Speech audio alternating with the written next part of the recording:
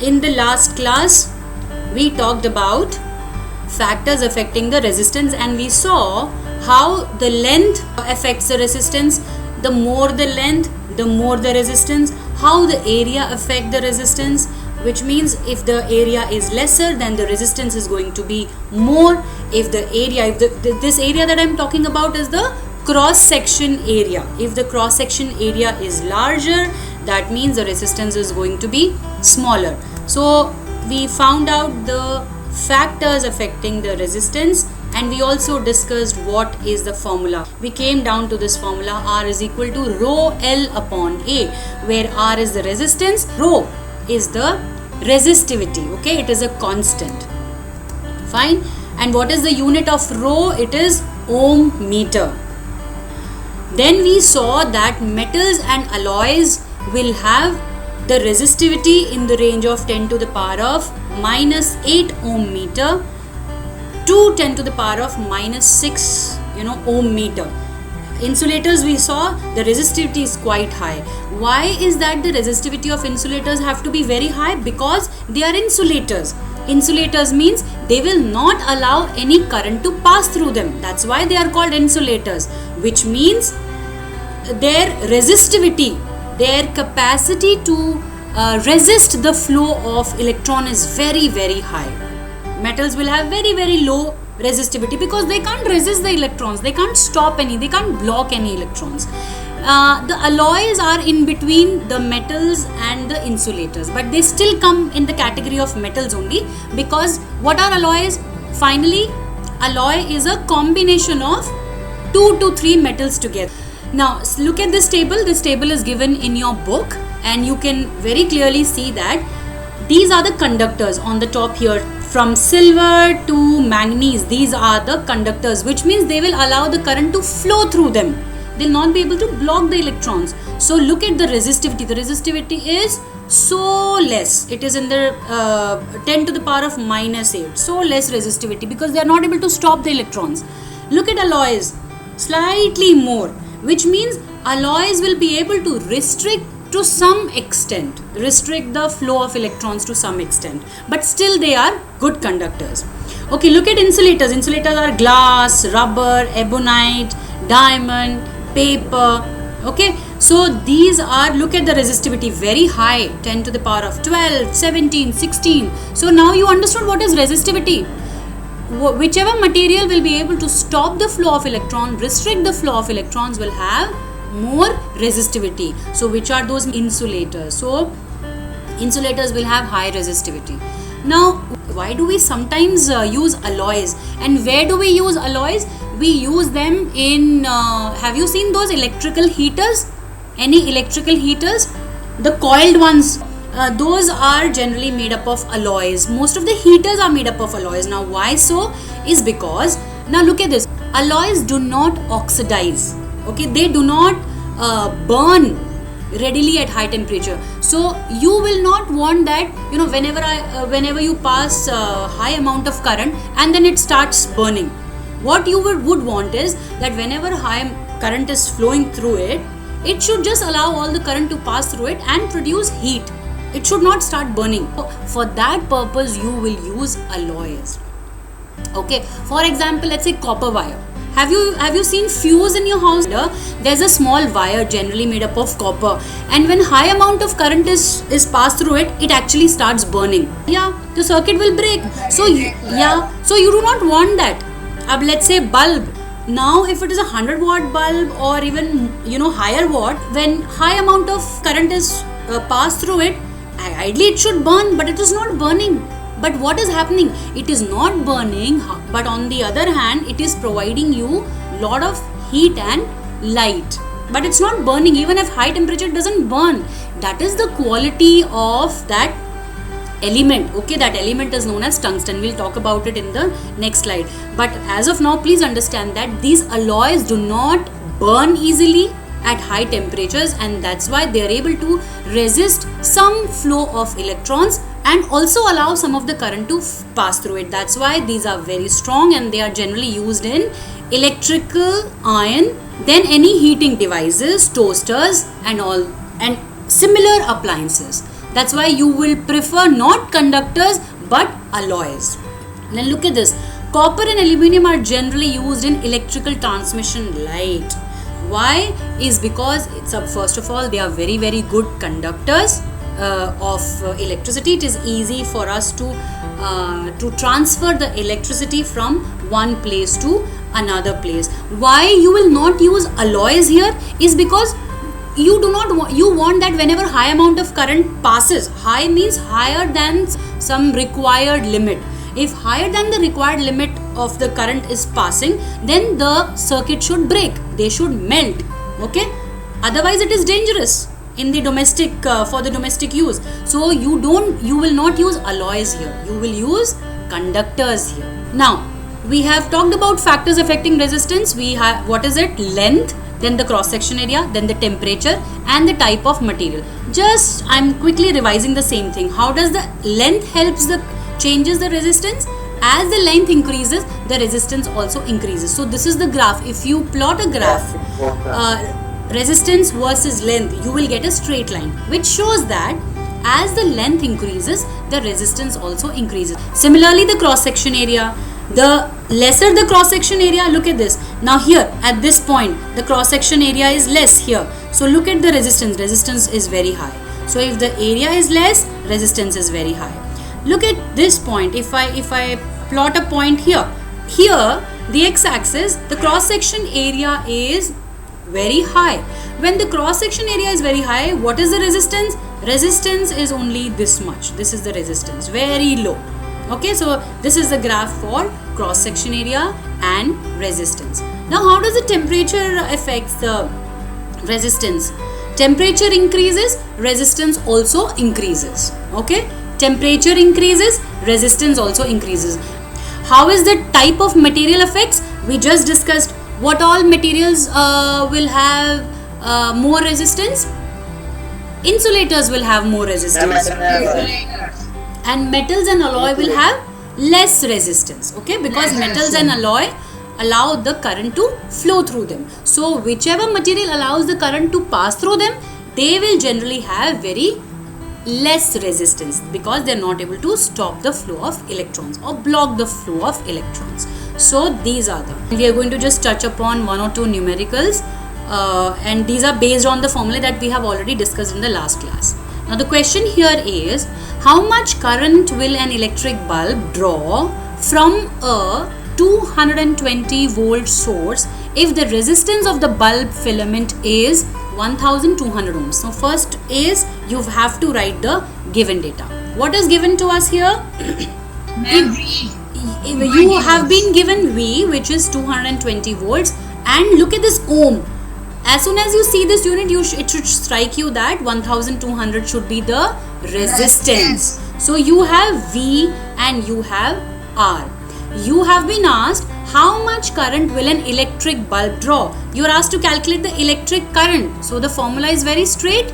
It is V is equal to IR, which is the Ohm's law which we studied. So you can use this formula V is equal to IR, substitute the value and calculate your current. So current will be equal to, yes, it is 220 upon, yeah, you can actually solve, yes, you can solve it and get it in decimals also. Okay, but it is I have just written in fractions only. Yeah. Okay, so and the same question is the part B, which I am not solving, which is for you to solve. Again, how much current will an electric heater coil draw from a 220 volt source if the resistance of the coil is 100 ohm? Okay, you can also calculate this, but let here 2.2. Okay, fine. Yes, everybody is getting the same answer, but then my point here is, please understand this. If look at this battery, in both the questions the battery is 220 volts, it is not changing. What is changing here is the resistance. Okay, if the resistance is 1200 ohm, same battery, but resistance is more. If the resistance is more, is the current less or more as compared to the 100 ohm resistance? Less. If the resistance is more, the current drawn will be less. If the resistance is less, then the current drawn will be more. So even with this formula, V is equal to IR. Are you getting the same thing? Look at this. You can write V upon I by R here, V upon I by R. So R and I are inversely proportional. That is, the electric current and resistance are inversely proportional. Resistance will increase, which means what? That suppose resistance means, let's say you take your AC, air conditioner, or your washing machine. So it is huge. Okay, so resistance is big. So what will happen? The current will be automatically less. But if the resistance is less, then the current flowing through the circuit will be more. I do not here want you to really calculate, but I want you to understand this point that I am trying to tell you, the relationship between resistance and current. Okay, this is another question. The potential difference between the terminals of an electric heater is 60 volts. So what is given to you in the first sentence? That the potential difference is 60. Yeah, V is given to you. When it draws a current of 4 amps, how much current does it draw? 4 amp current. 4 amp current it draws, and he is given you V also. In any numerical, always, suppose if a numerical is given, you must always try to calculate the resistance first, because resistance is not going to change. Resistance will be constant.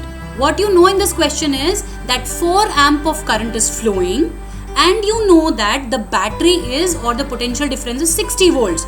But you do not know what is the resistance of this bulb. So the first aim should be to calculate the resistance. Okay, look at the question. What current will the heater draw if the potential difference is increased to 120 volts? Okay, we will think about 120 later. First we will calculate that if in a circuit the current is 4 amp and the battery is supplying 60 volt. So first you have to calculate the resistance. How will you calculate this? Simple formula, V is equal to IR. You know V, you know I. You have to calculate R. So now you have calculated R as 15 ohms here. So now you know this heater which is connected in the circuit has a resistance of 15 ohm. Is this 15 ohm going to change? No. Why? No, ma'am. Because it is constant, because it is a heater. I am not changing the appliance. What current will the heater draw if the potential difference is increased to 120? Now you know two things about the heater. One is 15 ohm resistance. The other thing is 120 volt of supply. Now I have changed the supply here. So with these two combination, can you calculate current? Yes. 8 ampere. Yes. What is the formula you will use? Again V is equal to IR. Again V is equal to IR. Correct? Next. The resistance of a metal wire of length 1 meter is 26 ohm. What is given to you here? Ma'am, resistance R. The resistance is given to you, which is 26 ohm. Also, the length is also given to you, which is 1 meter. Okay. If the diameter of the wire is 0.3 mm, so the diameter is given to you 0.3 mm. What will be the resistivity of the metal at that temperature? So forget about the temperature, because there is only one temperature given here, and the diameter is also given. Now what is the formula of resistance which we have learned? R is equal to rho L upon A.